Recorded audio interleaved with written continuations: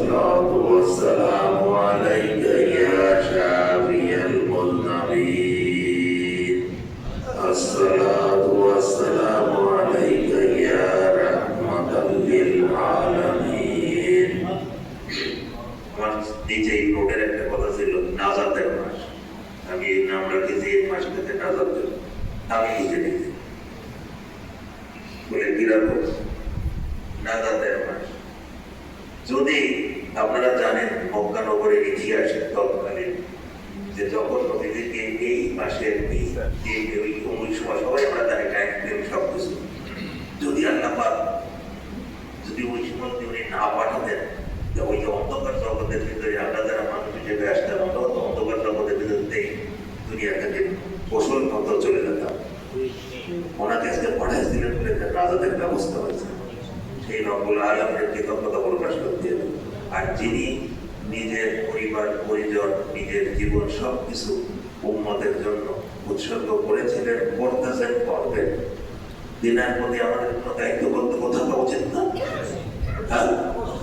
তাই সব থেকে বেশি খুশি হন যদি আল্লাহ বান্দাবান্দিদেরকে জাহান্নামের কিনারা থেকে ওই যে আবেশিয়া বলে গেলেন মাওলানা সাহেব আমরা জাহান্নামের কিনারে না আমি তো ওই জাহান্নামের উপরে আছে প্রকাদিনী পড়ে যাবো এরকম অবস্থা বেঁধে যাচ্ছে জাহান্নামের উপরে আমরা থাকা সেখানে যারা তাদের থেকে যদি দুই চারটে গুণাকার উম্মতরে টেনে নামানো যায় ইহদিনাস সিরাতাল মুস্তাকিমের পথে ডাকা দেয় দেখায় দেওয়া যায় তাহলে আল্লাহ হাবিব সাল্লাল্লাহু আলাইহি ওয়াসাল্লাম কেমন খুশি হবেন বলেন এবং ওনার একটু পেরেশানি দূর হবে তাদের জন্য কাটাকাটি করতে হবে তাহলে একটু পেরেশানি দূর হবে সেই নবীদের একটু পেরেশানি দূর করার জন্য আমাদের একটা দায়িত্ব আছে না আমরা সেই দায়িত্ব মনে করে জুম্মার রাখতে খুব খেয়াল করে কিন্তু করতে হবে অন্তর দিয়ে নিজে তো পরিষ্কার হতেই হবে সাথে সেটা হলো যে আমাদের আত্মীয় স্বজন বিশেষ করে তাদের মা বাবা নিয়ে দেখা গিয়েছে তাদেরকে স্মরণে রাখতে হবে নবীজি আমাদের আম্মাজান থেকে আলেবাদ থেকে শুনে সাথী যারা ছিলেন তামাম নবী রাসূল দিনাদেরকে যারা অনুকরণ করে দুনিয়া থেকে বিদায় নিয়ে গেছেন যারা পরিমাণ ঈমান এনে তাদের সবার জন্য আমরা একটু আল্লাহর কাছে আশা আমাদের যে দুনিয়াতে জরুরত রব্বানা আতিনা ফিদ দুনিয়া হাসানা আমরা কিন্তু দুটো সবাই এই দুটো দোয়া করি খেয়াল করবেন রব্বানা যালামনা আনফুসানা কে বলেছিলেন প্রথম আর রব্বানা আতিনা ফিদ দুনিয়া হাসানা কে বলেছেন সর্বশেষ এই দুটো পড়লে সব হয়ে গেলে এর মধ্যে কিন্তু সব আছে খেয়াল করে দেখেন গবেষণা করে দেখেন এই দুটো দোয়া যদি আপনি পড়তেন এই তো কোরআনের আয়াত এই পড়লে কিন্তু এগুলো সব পাওয়া যায়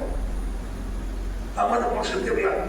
এই রব্বানা যালামনা শেষে দেয় উনি চুপ করে বলতেন খুব অল্প শব্দ করে সেটার দিকে আসে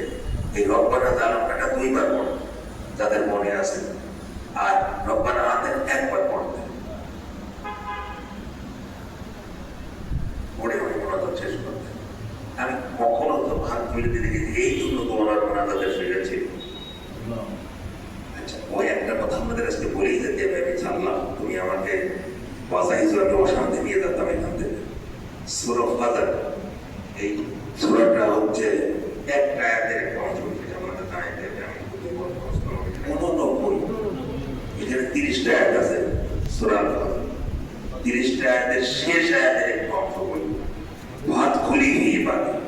এই কথাটা আমরা সবাই শুনি এই সময় জানি আমরা ছোট তখন আয়াত পড়ে নামাজ শেষ করে ফজর নামাজ তখন এই আয়াতটা বেশি পড়ে অনেক শুনতেও ভালো লাগে ভাত খুলিয়ে দিয়ে এবারে পরেটা বলে এই পরেটা এটা কিন্তু বলে আমি এই দিন পরে একটু কথা বলতে হবে তো আসামি হয়েছিল আমরা কেন এখানে আসি কে আমাদের আসতে বলেছে কেউ বলে নাই আল্লাহ বলেছে কেন একত্রিত হতে বলেছেন আল্লাহ বলেছেন ভাত খুলে দিয়ে বাড়ি আমার বিশিষ্ট বান্দাদের সাথে সামিল হবে এর বাংলা কথাই ভুল বলে তাই বললাম সাহেবরা ঠিক আমার বিশিষ্ট বান্দাদের সামিল হও আমার বিশিষ্ট বান্দাদের সাথে সামিল হও তারপরে কি হবে জান্নাতে চলে যাবে এটাকে আরেকটা দলিল দিয়ে বোঝায় ব্যস্ত হচ্ছে না খারাপ লাগতেছে কষ্ট হচ্ছে আরেকটা দলিল হচ্ছে যে চুপ করে বলি যে আমাদের সব একসাথে সৃষ্টি হয়েছিল, কেন বলি না? আচ্ছা, আমাদের তো দরখাস্ত ছেড়ে দিয়ে গেছিলাম আমি, তাই আমরা কেন এই নবীর উম্মত হতে পারলাম? যে উম্মত নবীর হওয়ার জন্য নবীর রসুল না, আদম আলাইহিস সালাম, শীষ আলাইহিস সালাম, তুমি তোমার বাপ আদি মানুষরা তোমার বাপ নবী বলা না যায় না, আর তুমি নবী ওই জন্য পারলি যার ওসিলে তোমার বাপ মা পাইছে, তার উম্মত হতে পারবে না, সেই তার মালিকের কাছে ওই বাপ প্রথম তার সন্তান নবীরে বলে গেছে। সবাই অবস্থা করেছে নবীর উম্মত হওয়ার জন্য,